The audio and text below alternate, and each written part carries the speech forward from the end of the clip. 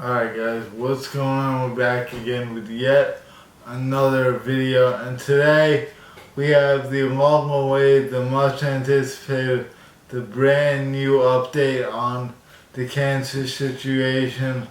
I'm sure most of you guys already know what went down, but for those of you guys who don't know, I was diagnosed with embryonal rhabdomyosarcoma behind my left eye orbital bone. And now you can't even tell, so luckily we are on the right track with everything. However, I'm not gonna lie to you guys, the treatment unfortunately is starting to get pretty rough. We're gonna get into all that and more in just a second, but I just wanted to hop in here and tell you guys what's been going on. So we are on week 8 of the chemo. We finished week 8. Next week is week 9. At week 10, this chemo cycle ends. So at the 10-week mark, we do the big chemo yet again, which I just did on week 7. So that's going to be extremely rough.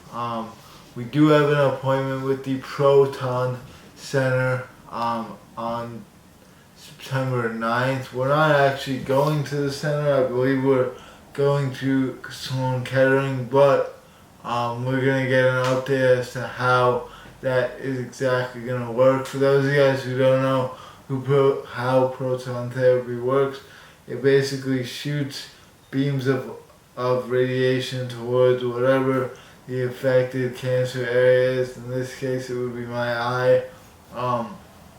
Now, the issue with that is that there's a very, very, very high chance of developing a cataract in that left eye because the proton beams are being shot directly at the eye. There's really no way around that because that's exactly where the tumor is. So while it will protect my brain capacity and everything because the beams don't go through your head and brain area, it will affect my eyes, so I'm definitely not happy about that. A cataract is a cloudy film that will just be above, over my eye. That'll make it blurrier in that eye than the other one.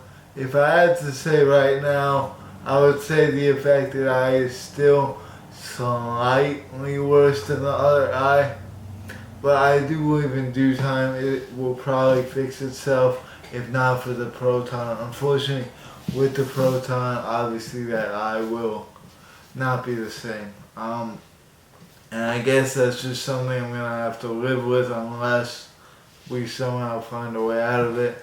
Cataracts are removable via surgery, though. The surgery has about an 85% success rate, so that's not too big of a concern, I guess. But yeah, so that is one thing. The Proton will be from October, around the beginning of October until November 1st, I believe.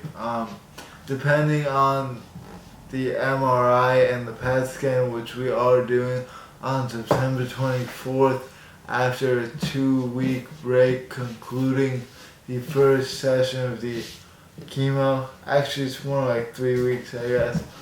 Because the last chemo will be on September 12th. I'll go back in on September 13th to remove the hydration pack, and after that I'm pretty much done with the first chemo and the big doses of chemo in general. So that is definitely a relief. Those are really, really, really tough. They're not fun at all. The first one wasn't as bad, but the second and third one were pretty brutal. The third one, I'm gonna update you guys on how I felt, what my symptoms and side effects were in just a little bit. But you can definitely hear in my voice that I'm just like completely tired and just like drained. So we'll get to that in a second. But September 12th was the last big chemo. Then, like I said, the MRI, PET scan, and X-ray of the chest will be on September 24th, from what I heard, the X-ray is due to like just to check if everything's good in that area, which it should be fine. And then the MRI of the orbit obviously is for that eye to see what's going on back there. And if there is multiple different things that could happen here. There could be absolutely zero, which is what I would expect there to be. I mean, there's literally no visible difference, and with this particular type of cancer, it's pretty obvious if there's something there or not, because there's no room in the orbit, right? So, as you can see, that I don't think that there's anything there. Now, there is another possibility that there are some microscopic cells or even a tiny little piece of tumor still back there. But the only thing that really changes in those two situations is how much radiation we do. If there's nothing, we do 20 days of radiation. If there is something, we do 28 days of radiation. So it's an 8-day variable. Besides that, nothing else changes. So that'll be interesting to see. My prediction is nothing, but they are doing a MRI and a PET scan because they do check for different things. PET scans are checking more for things that pop hot, basically, that are cancerous, and then an MRI is just checking for a mass. So MRIs cannot really show if it's cancer or not, from what I understand. It's more about, is there something there? So an MRI would cause would allow you to figure out if there's anything there. So that's why they're doing both. I did ask that question to my doctor. That is what he said. So in addition to that proton radiation, we're also going to do an additional 10 weeks of chemo, which really sucks. I'm super bummed about that. But fortunately, those are only the small doses of chemo, so I'm not going to feel 100%, but I don't think that I'll be wiped out like how I am now. This is probably the most difficult part of the entire treatment, is around the 7 to 10 week mark, because I'm getting pumped with so much crap, and it's really, really a lot for the body to handle, you know. So week 8 is behind us, week 9 is a small week, week 10 is a big week, and then on October 3rd we restart chemo. So there's around a 3-week window of break, and we restart and do the vincristine for every week until December 5th. Other notable dates, I guess that PET scan. I have a dentist appointment on September 27th, but completely unrelated. And at the end, the port does get removed pretty soon after the last chemo, which is great, and then we can hopefully be done with this forever. I cannot wait for that. It's going to be ice cold out by then, but I probably won't even give a damn, because I'll be so happy to be done with this. And yeah. Other things, I did feel wiped out after the last chemo, the week 7, the big one. I was nauseous around 1 to 3 days after the chemo, and I was eating a good amount more than I did on the second big chemo, but I was just way more tired, I would say. I was super tired. And I don't think my energy ever went back to normal after that.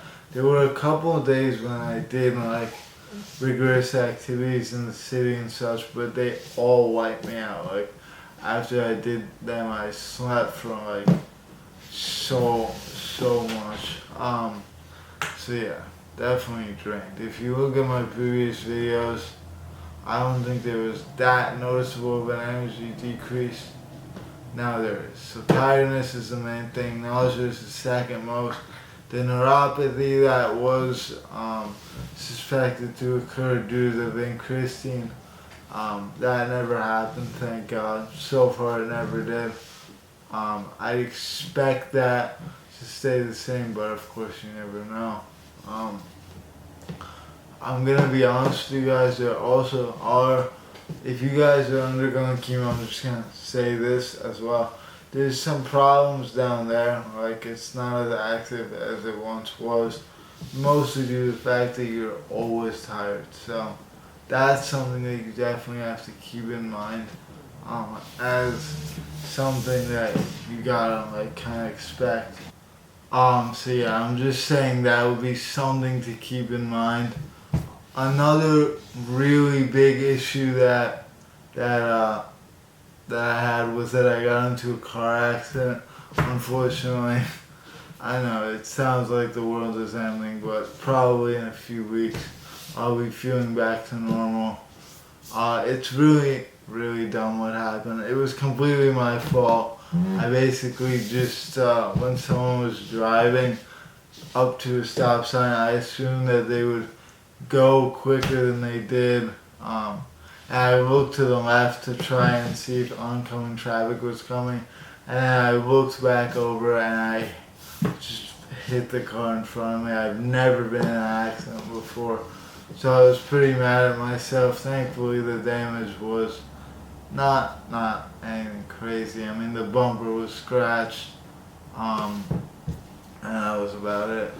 But yeah, so trying to think what else happened. That was definitely not fun. I was really mad about that. That was last Monday. So today is Friday, so it was already a couple of days ago. And yeah, definitely don't do any rigorous activities like driving to the Bronx when you just underwent a big chemo. That's definitely a lesson learned for me. Just not gonna have the same mental sharpness, not gonna be normal really. So with all that being said, that's basically all that happened. Trying to think what else. I think that does it. So with that being said, thanks so much for watching. Take care, more to come. I'll see you all soon. Peace.